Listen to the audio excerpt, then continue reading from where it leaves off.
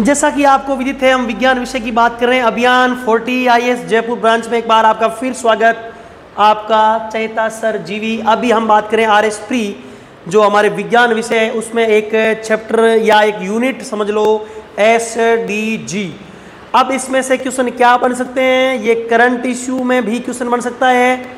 अब SDG क्या होता है, तो आपको मैं पूरा SDG के बारे में एक सरसरी नज़र, एक क्लास आप इस सिद्धांत को देखो। अपना क्वेश्चन बाहर जाना नहीं चाहिए। सबसे पहले इसका परिचय देखेंगे। SDG क्या है विज्ञान विषय में? Sustainable development goal. इसको आप ऐसे लिख सकते हो, सतत विकास लक्ष्य।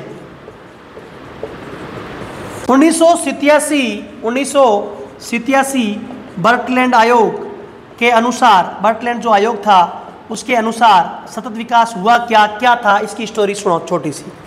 हम आज देख रहे हैं कि विश्व, जैसा कि कल पर्यावरण दिवस था, हम लोगों ने मनाया। आपको ये चीज़ ध्यान होनी चाहिए, हम प्रकृति के साथ कितना खिलवाड़ कर रहे हैं। औद्योगिक कल कारखाने बढ़ रहे हैं, वायुयान, या जिस प्रकार हमारे विकास की गतिविधि बढ़ रही है। एक हमारा चीज़ होती है अर्थव्यवस्था, और दूसरा होता है ग्रीन अर्थव्यवस्था।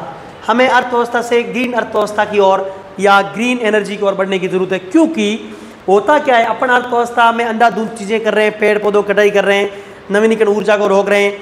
अब क्या होता है, नवीनीकरण ऊर्जा को अगर बढ़ावा दिया जाए, अगर दूसरी एनर्जी की जगह अपन ऐसे लिथियम बैटरियों का प्रयोग करें वाहनों में, तो होगा क्या, एक स्वच्छ सुंदर पर्यावरण होगा जिसका खामियाजा आने वाली पीढ़ी को भुगतना नहीं होगा। अब बहुत सारे देखा जाए, राजस्थान में डार्क जोन में चले गए। डार्क जोन वो हो गए जहाँ पर जल समाप्त होने के कगार पे हैं, जो ब्लॉक खंड थे वाटर के वो खत्म हो गए। तो SDG में ये ध्यान रखना है कि विकास करना है, बट आने वाली पीढ़ी के समझौता नहीं करना है। आने वाली पीढ़ी को वो चीज़ मिलनी चाहिए, यही होता है इसका मतलब सस्टेनेबल डेवलपमेंट गोल। विकास ऐसा होना चाहिए, आने वाली पीढ़ी की आवश्यकताओं से समझौता किए बिना, आने वाली जो पीढ़ी है उसकी जो आवश्यकता है उसको तो आपको ध्यान रखना ही रखना है, और हमारी आवश्यकताएं पूरी करनी है, लेकिन आने वाली पीढ़ी की आवश्यकताओं का समझौता नहीं करना। आप वाटर खत्म कर दोगे, आपकी पीढ़ी प्यासी मरेगी। तो आपको यही देखना है। पर्यावरण दिवस पे जैसे प्लास्टिक प्रदूषण का समाधान, कल की थीम थी 5 जून की, प्लास्टिक प्रदूषण का समाधान। जब 1972 में UNO ने जब स्टॉकहोम सम्मेलन में पर्यावरण दिवस मनाया, तो उसका था ओनली वन अर्थ, केवल एक पृथ्वी। उसका एक थीम थी ओनली वन अर्थ। ये आपको 2 प्रीलिम्स के फैक्ट याद रखने हैं। सस्टेनेबल डेवलपमेंट गोल इसकी फुल फॉर्म है। 1987 बर्टलैंड आयोग ने रिपोर्ट जारी की, हिंदी में सतत विकास लक्ष्य बोलते हैं। हुआ क्या, 2015 में UNO ने 2030 तक के लिए कुछ टारगेट या कुछ गोल सेट किए। तो देखो 17 जो गोल सेट किए कि हम भूखमरी समाप्त करेंगे, हम गरीबी समाप्त करेंगे, हम गुणवत्तापूर्ण शिक्षा देंगे, वो सारे के सारे हो गए 17 गोल। तो याद रखना है 2030 तक हमारा जो एजेंडा है वो कितना गोल हो गए, 17, और 169 क्या हो गए टारगेट।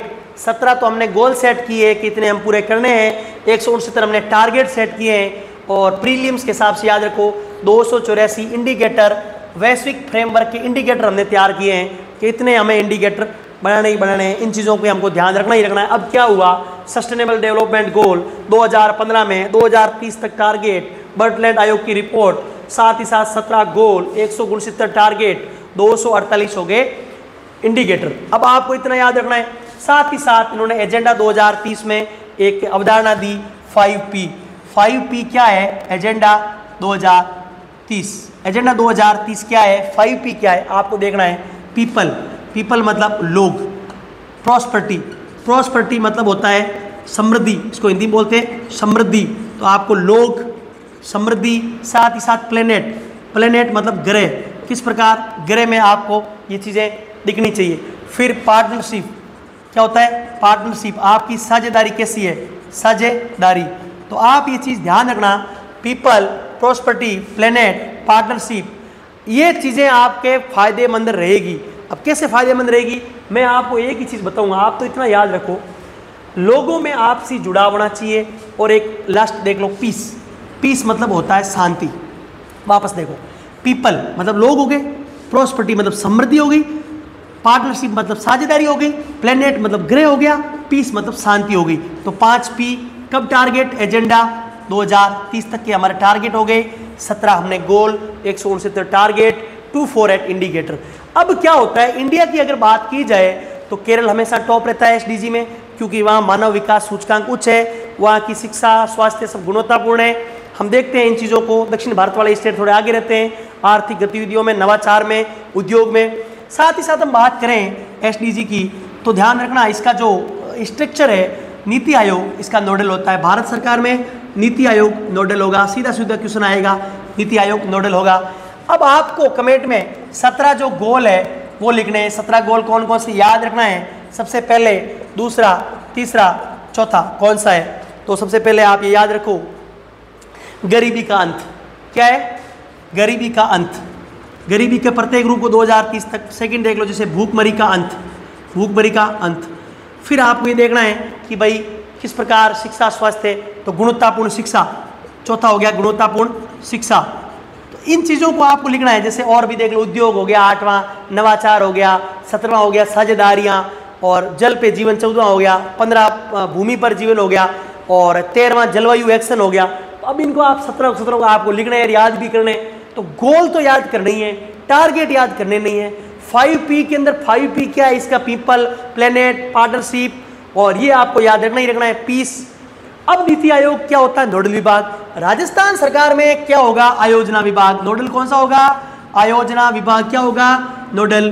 अब राजस्थान सरकार में ये नोडल हो गया, लेकिन राजस्थान सरकार ने मुख्य सचिव और जिला कलेक्टर, राज्य स्तर पे मुख्य सचिव, जिला स्तर पे जिला कलेक्टर की अध्यक्षता में कमेटी बनाई है। वो क्या करेगी? एसडीजी को चेक करेगी। अब अपने 2023 के अंदर क्वेश्चन यहीं से आएगा प्री का, एसडीजी का जो गोल एसडीजी के गोल का इंडेक्स निकाला गया। अब ये इंडेक्स जारी जो किया है नीति आयोग ने, तो इंडेक्स हमेशा कौन जारी करता है? नीति आयोग। अब नीति आयोग ने जो इंडेक्स जारी किया है ये फोर्थ इंडेक्स है। ध्यान रखना, फोर्थ इंडेक्स है, 2023 में जारी हुआ है एसडीजी इंडेक्स, एसडीजी गोल का जो इंडेक्स है। अब इसमें होता क्या है ये देख ला। पहले से इसमें 0 से 100 तक देखते हैं। 65 से ऊपर वाले क्या होते हैं? Front runner, performer, achiever, aspirant. इसमें 4 श्रेणी होती है, फ्रंट रनर, एस्पियर और अचीवर, एस्पिरेंट, और ये इस प्रकार की इसकी क्या होती है? रनर। ये होती है इनकी मतलब श्रेणी।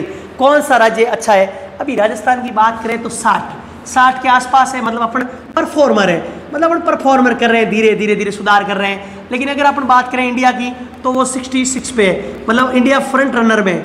क्या है? Front runner.